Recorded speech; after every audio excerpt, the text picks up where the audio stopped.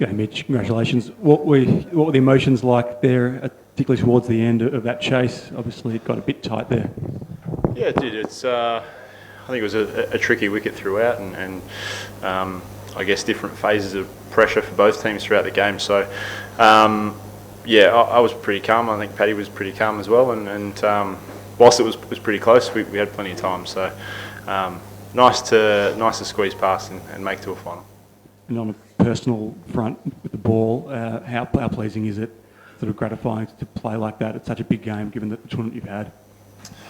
Yeah, that's I guess probably not been the tournament that I would like from the get-go, but nice to step up in a big game. And I think our power play was probably what got us on our way. And there were other key moments through the day with bat and ball, but to start the game like that with Joshy and I, power play wickets have probably been not our strong suit through the tournament. So it was nice to have a power play of 2 for 18 or something like that. So the way Josh bowled throughout to finish 2 for 12 was incredible. And then Trav with bat and ball, and I think a lot of guys in the field as well. The way Davey stepped up in the field and led by example.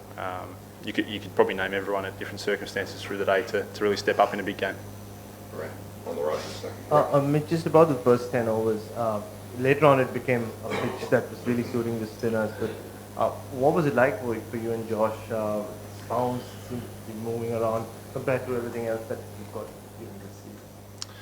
Yeah, it was obviously a pretty bare wicket. I'm not sure if it was, slightly tougher to start with the bat due to being under covers for some amount of time. I'm not sure how long. We probably saw it was very, very inconsistent pace. Whilst it did probably nipped a little bit, and there was a little bit of swing. I think the inconsistencies made it tough to bat on with that first 10 overs that we bowled. So I think looking at Joshy's pitch map, it was that's what he does so well in Test match bowling. So he was incredible today, and the way we run off each other.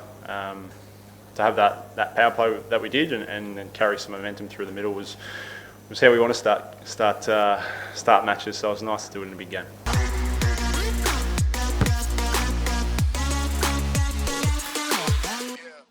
Speaking of power plays, just the innings that Travis Head played in the context of the game and how difficult it got for batting there, and that is the role why Ian has backed him despite the injury and everything else.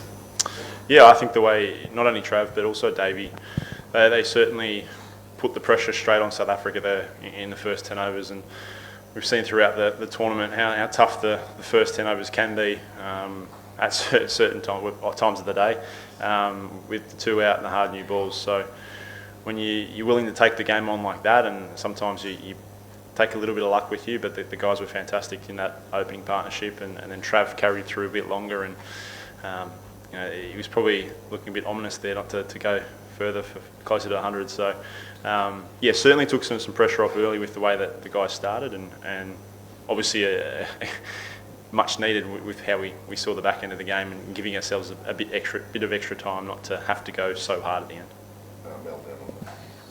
You've mentioned those power plays.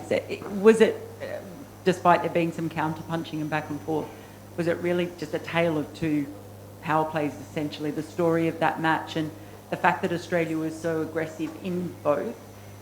Does that really reflect, I guess, the aggression of the side, the way you attack it, and the positive mindset straight on, that you can just land that first punch early, do most of the hard work?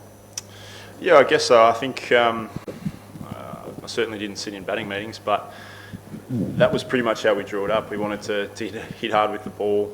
We know that South Africa are very strong at the back end if they've got wickets in hand, and if we can get Miller and Klassen in early or within the first 20 overs, then we're well on our way, and it makes it a bit harder for them to back end it. So it certainly went to plan with the ball today, and that's pretty much the way we set up with the bat, is to really be aggressive, take the game on, and the freedom to give those guys to go out and play the way they like to. So I think that was certainly the first 10 overs with the bat is how we drew it up. Obviously got tougher with the spin there, and South Africa bowled well in different patches to put pressure back on us. But I think the way we started with the bat meant, as I said before, we didn't have to go as hard at the back end. Yeah, hi Mitch. Congratulations for reaching the final. So you will be playing against India in Ahmedabad in front of 130,000 crowd. So you have seen that Rohit Sharma and Shubman Gill is having a great time in while opening. So how much are you looking forward to tackle the Indian openers with your new ball? It's why we play the game. We want to take on the best. They've been the best in the tournament so far, and we both find ourselves in the finals. So that's what World Cups are about. You want to take on the best throughout, and we certainly come up against a team that have obviously led from the front through the tournament, and they're undefeated. So we played them in the first game of the tournament. Now we get to take them on in the last. So yeah, what a place to be at the end of a World Cup. Mitch, are you a bit surprised, given there's been so many runs scored in this tournament? You only had to look at last night when there was more than 700 runs scored in the Mumbai final. That you ended up on a pitch that really didn't showcase the one-day game as it could have been showcased in the major world cricket event? Yeah, I'm certainly not going to say I'm one to read pitches and know what they do. I mean, training here the last few days, the practice wicket's certainly turned a lot. From all reports, I think that's the wicket we played on has been used a few times, so no surprise that it did turn. Probably a little surprising that it did seam around a little bit, whilst, as I said before, it was pretty inconsistent pace-wise. I think average first inning scores here have been sort of around the 300 mark or a little bit higher. So, yeah, a little bit surprising, but sometimes it's nice to see ball dominate bat sometimes. Mitch, were you surprised South Africa didn't come a little harder at you in that in the power play? I think at certain stages they tried to. I think, as I said, Josh was incredible with his line and length. We were able to build a lot of dot balls on them, which brings a shot like Quinton plays. So, he's obviously been a big part of their World Cup and scoring runs, and to see the back of him early and get their middle order in, as I said, sooner rather than towards the back end where they can play with freedom was what we drew up, and so I think the discipline we showed today probably prevented them going any harder, or certainly the way we fielded as well prevented them leaking runs or letting the scoreboard get away from us. So yeah, a mixture of discipline with the ball and then certainly backed up in the field by the guys meant we certainly were on top in the power play. Yeah, your batsman had a tough time against the South African spinners tonight. Is that a concern ahead of the final, considering they will face Kuldeep and Tadeka? Guess we'll find out when we get to Ahmedabad tomorrow and see if it's a fresh wicket or an old wicket. Louis, there's round you, mate. There was a couple of hands up just in front of you on the right. Yep. Mitch, the last time India played Australia in a World Cup final was back in 2003. You were a sprightly 13-year-old boy at the time. Happy memories from that match for you, given what happened in the final? Apart from Australia winning, I don't know what happened in that game. So, big party afterwards, no? In 2013. Oh, sorry, 2003. No, probably asleep. But I can't remember what I did 2 weeks ago. Is there another one there somewhere, or this gentleman down the front? If you could pass the microphone down, please. That looks like all we've got.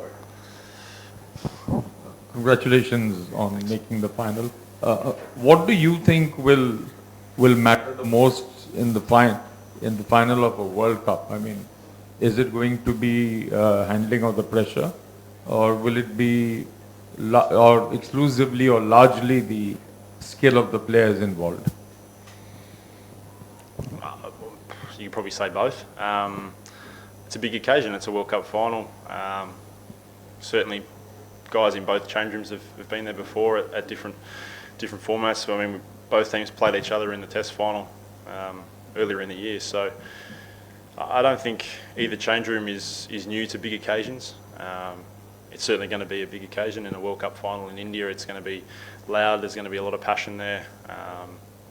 It's going to be a fantastic occasion, and no doubt there's going to be different amounts of pressure at different times on both teams. And yeah, I think it's just going to be a great spectacle of cricket, and certainly everyone in our change room are looking forward to the occasion.